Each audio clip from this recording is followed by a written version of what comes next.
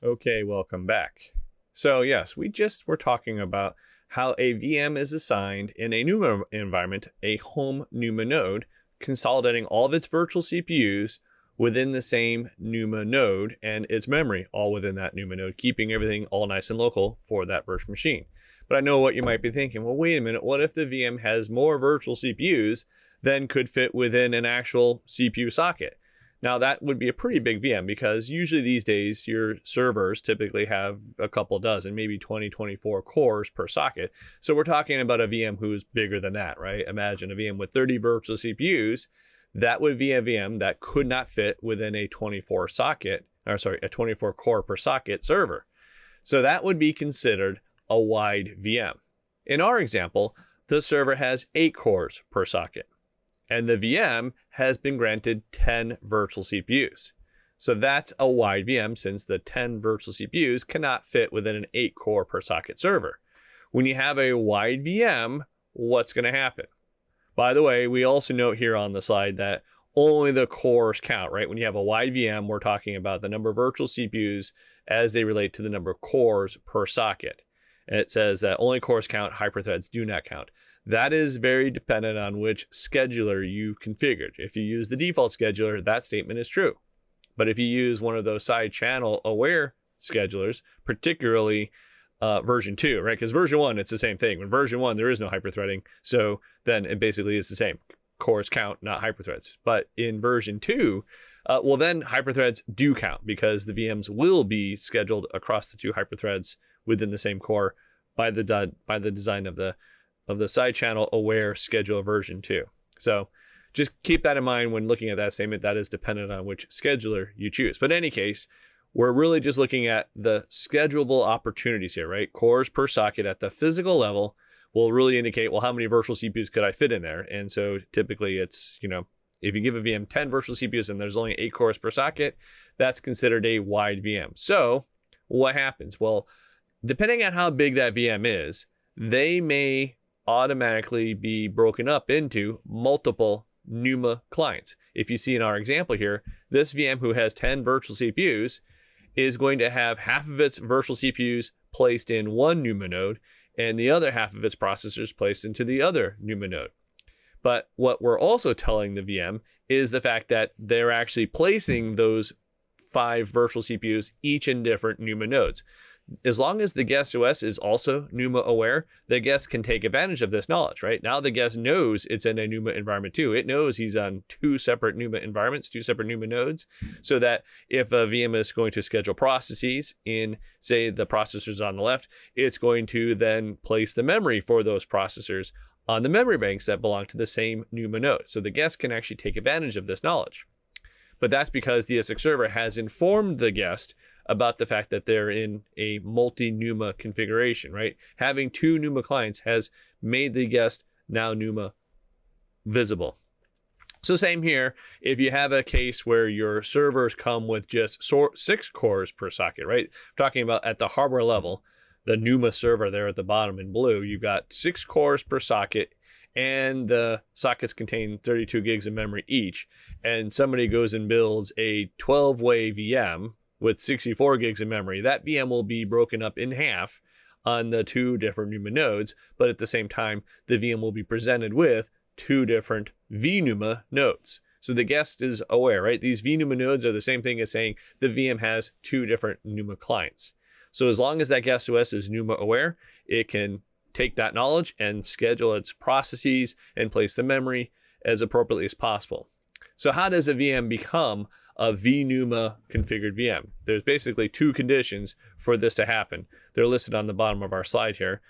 The VM must contain 9 or more virtual CPUs, right? Because it needs to be worth the effort of, why would we break up a VM like this? The VM's got to have at least 9 or more virtual CPUs, and the VM needs to be exceeding its virtual CPU count than what the actual physical core count is, right? It needs to be what we call a wide VM.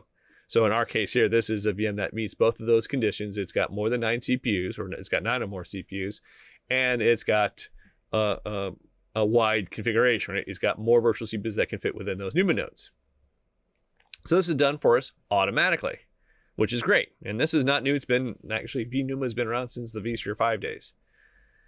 And again, remember, the servers of today will probably have many more cores per socket. So the chances of this actually happening are only for those really big VMs, right? VMs that have probably, over 25 virtual CPUs is when this is going to have more of an issue. Now, another thing customers do is they edit settings for VMs that include a VM's virtual core per socket setting, right? There's the physical core per socket. That's what determines whether or not we actually enable vNUMA or not. But then the VM administrator or the administrator of vSphere may decide to adjust the cores per socket presented to the guest OS. The recommendation is to leave this alone. By default, the system will always create one core per socket. So if a VM does have, say, 12 virtual CPUs, the VM will actually see one core per socket, so therefore the VM will see 12 virtual CPUs. And that's generally the best practice because that gives the VM kernel the greatest flexibility on how to handle the scheduling and management of that VM. But of course, there are plenty of reasons to adjust this. They actually aren't performance related though. They're usually more on licensing purposes, right? If you have a software application that is licensed based on how many CPU sockets the environment it's running in has, then there is definitely an incentive to lower the number of sockets being presented to that guest OS. So if I had 12 sockets and I'm paying for that, it may be a whole lot cheaper if we only had to pay for just say 2 sockets with maybe 6 cores per socket inside each of those different sockets. But that's the thing to note. If you are changing this for licensing purposes, keep in mind that's what you're doing it for and try to align that new setting as closely aligned with the actual physical hardware boundaries. That's the recommendation here. We're not saying you should go and change this, but if it is something that you need to do, here's the best way to do it. Basically, understand what your actual physical cores per socket settings are. The system isn't going to tell you how the VM actually got broken up into the different NUMA nodes, but you can very easily figure this out by understanding, well, in our case, we have a server with 8 cores per socket. So they've got 2 sockets on our hardware. They've got 8 cores per socket, and somebody goes and builds a 10 virtual CPU VM. So we already know this 10-way VM is going to be wide when compared to the 8 core per socket server. So that's a wide VM. The VM will automatically, since it has 9 or more virtual CPUs and it's a wide VM, the VM will already be broken up into 2 NUMA nodes for us automatically, right? 2 vNUMA nodes. So if I'm now deciding, okay, I've got 10 virtual CPUs, I've got 10 sockets, for licensing purposes, it would be less expensive if we could break this up into a smaller number of sockets. The best practice is to align the virtual socket with the vNUMA node. So that basically means in our case here, we've got 10 virtual CPUs. We'd want to break this up with a 5 core per socket setting. So in the VM, we'd set 5 cores per socket, and that would essentially create 2 V sockets, each one with 5 cores per socket aligned with them. This actually doesn't make a huge difference in performance in the way how a VM is going to work. But if you were to misalign the V sockets with the vNUMA nodes, that could have a negative performance impact. So that's why this is important. We don't want to encourage people to create some other possible scenario, right? We wouldn't want to necessarily create just say a 12 core or a 10 core per socket. Then you end up creating one big V socket, but then you end up having 2 vNUMA nodes. That may not be, the best in total performance. You want these to be as aligned as possible. So here's another scenario. What if I had a case where there were 10 cores per socket on my physical server, but my VM has 12 cores, or at least the VM has 12 virtual CPUs? Again, would this VM be considered wide? Sure, it would be considered wide, and it would also be broken up into 2 vNUMA nodes. So what would we do to make the sockets align?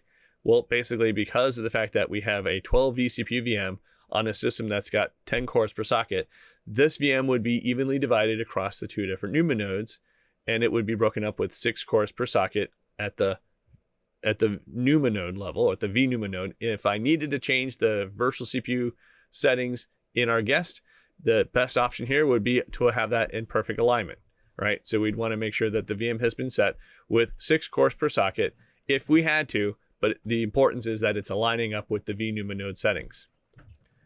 So that was a quick look at understanding some of the vNUMA characteristics and settings and characteristics. We'll take another quick break and we'll come back and see what happens if you have a VM that's wide in terms of memory, because that's a little bit different. So we'll take a look at that after the break. See you in a few minutes.